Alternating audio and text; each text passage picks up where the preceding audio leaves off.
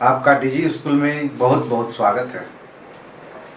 बच्चों, आप लोगों को अपने गांव शहरों में ऐसे दोस्तों की जोड़ी देखने को अवश्य मिली होगी जो एक दूसरे को नीचा दिखाने का प्रयास करते हैं। आज आपके सामने उसी तरह का एक कहानी मैं बताने जा रहा हूँ, जिसमें एक दोस्त दूसरे दोस्त को नीचा दिखाने का प्रयास कर रहा है और दूसरा दोस्त भी पहले दोस्त को नीचा दिखाने का प्रयास कर रहा है। तो आप लोग समझ ही गए होंगे।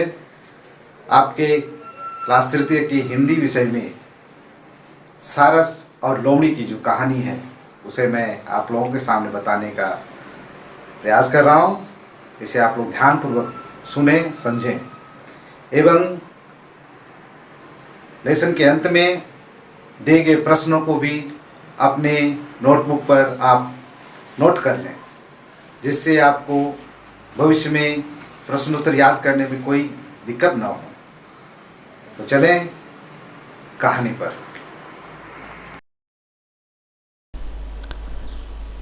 तो बच्चों, आज आपको मैं एक कहानी जो सुनाने जा रहा हूँ उसका शीर्षक है सारस और लोमड़ी। सारस और लोमड़ी दोनों आपस में मित्र थे। वे एक दिन किसी तालाब के किनारे मिलते हैं और देखते हैं क्या आगे बातचीत करती है।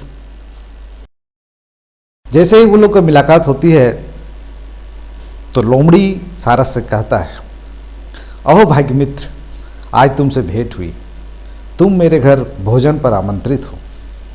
यह सुनकर सारस खुशी से कहता है, बड़ी खुशी से मित्र। कब? लोमड़ी कहता है, कल ही मित्र। अगले दिन लोमड़ी सारस को साथ लेकर अपने घर की ओर चली। देखिए, लोमड़ी आगे आगे जा रही है, सारस पीछे पीछे जा रहा है। सारस कहता है, ओह थक गया मैं तो, और कितनी दूर है घर? यह सुनकर लोमड़ी कहती है, बस अब थोड़ी ही दूर और है।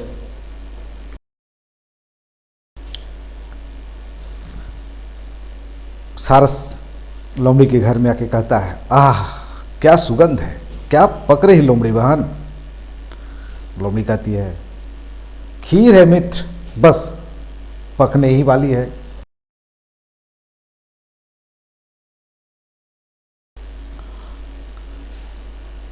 आह, अरे ये क्या, चौड़ी थाली में खीर? सारस को तो चौड़ी थाली में खीर खाया नहीं जाएगा, इसलिए वो सोचता है, ये मैं क्या किया? लोमड़ी कहती है, आहा कितना सुंदर खीर है, क्यों मित्र? वो मज़े से खा रहा है, ठीक है।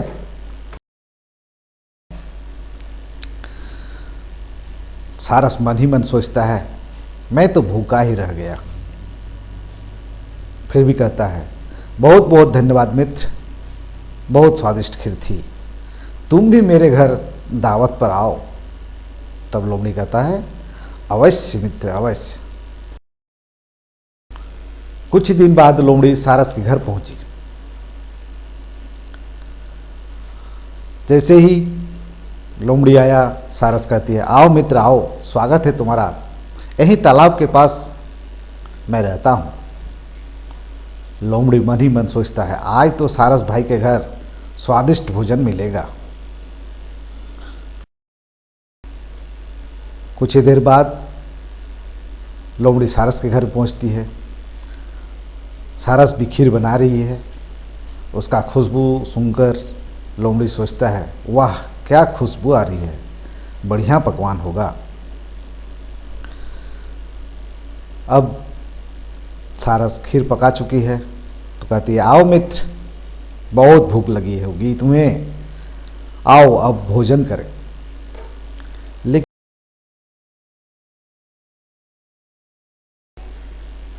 लोमड़ी और सारस ने दो ऊंचे गले वाले बर्तन में खीर लिए हैं। लोमड़ी सोचता है, कैसे खाऊं? तब सारस मन ही मन हंसते हुए कहता है, कैसा मजा चखाया यार, इसे कहते हैं जैसे को तैसा। तो बच्चों, इस तरह दो मित्र आपस में एक दूसरे को मजा चखाने में लगे हुए थे। तो इस पाठ में आपने देखा कि बगुला ने, सारस ने अपनी लोमड़ी को किस प्रकार से उसके कर्म का फल का मजा चखाया। तो चले अगले भाग के प्रश्न उत्तर की ओर। अगला भाग में है बातचीत कीजिए। अपने मित्र को दावत देने के लिए आप क्या क्या तैयारियां करते हैं।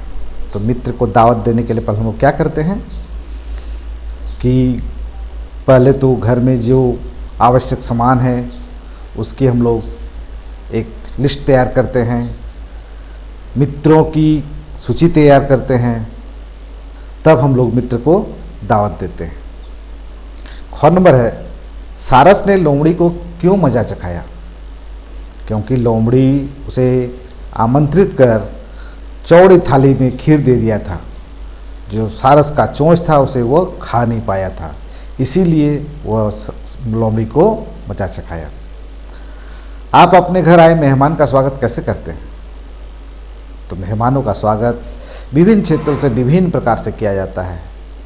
कोई मेहमान आने पर उसे लोटे से पानी लेकर उसका आवाहन करते हैं, कोई उसे अन्य पेय पदार्थ के साथ स्वागत करते हैं। बहुत जगहों पर तो मेहमान आने पर उनके चरण धोए जाते हैं। चढ़ते हैं अगले भाग की ओर। लोमड़ी की जगह यदि आप होते तो क्या करते। तो लोमड़ी की जगह आप होते तो उस तरह सारस को चौड़ी थाली में खीर नहीं देते। दावत किन किन अवसरों में दी जाती है।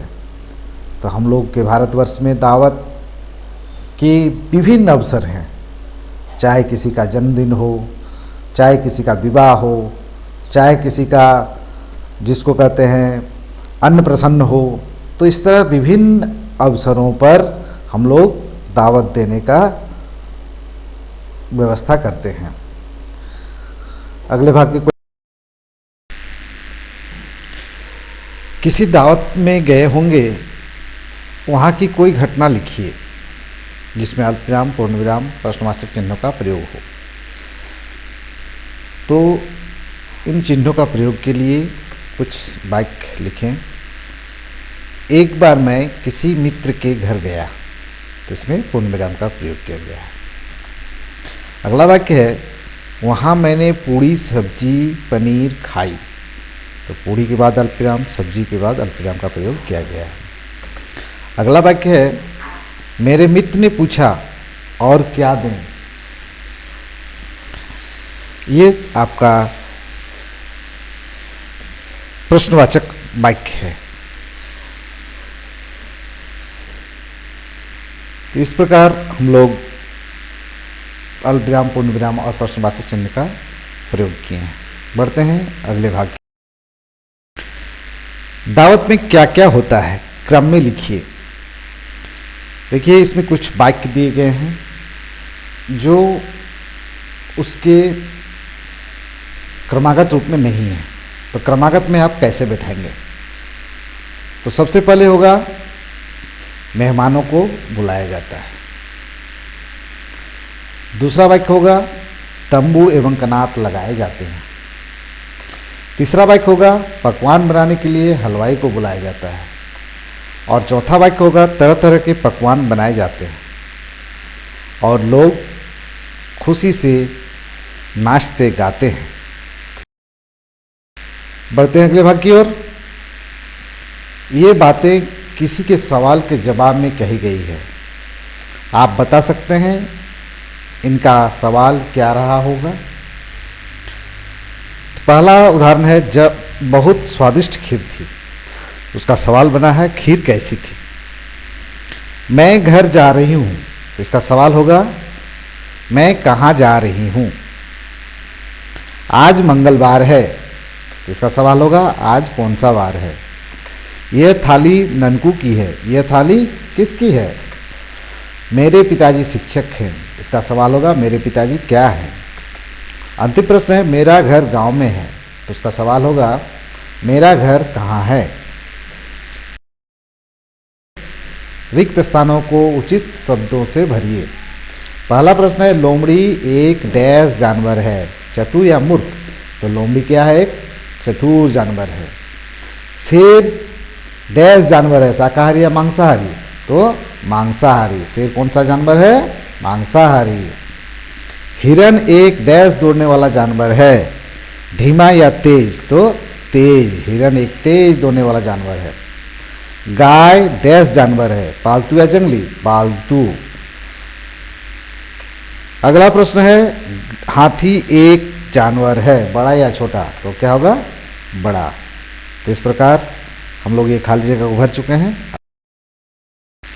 अगला भाग में है, वैसे जानवरों की सूची बनाइए जो जिनके सींग होते हैं और जो पानी में रहते हैं। तो सींग वाले जानवर कौन कौन होंगे? गाय, बकरी, भैंस और बरसिंघा। और जो पानी में तैरते हैं वो कौन सा होगा? बत्तख, मछली, मगरमच्छ और मेंढक। तो इस तरह से आप लोग इस सूची भी पूरा कर चुके हैं।